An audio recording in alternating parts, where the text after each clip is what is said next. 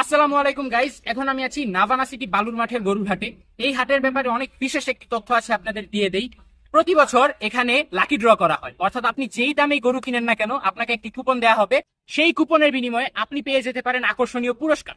গত বছর first prize ছিল একটি R15 বাইক, যেটির দাম ছিল 5.5 লাখ টাকা। এন্ড ওই প্রাইজটি যে পেয়েছিল সে গরু কিনেছিল মাত্র 60,000 টাকা দিয়ে।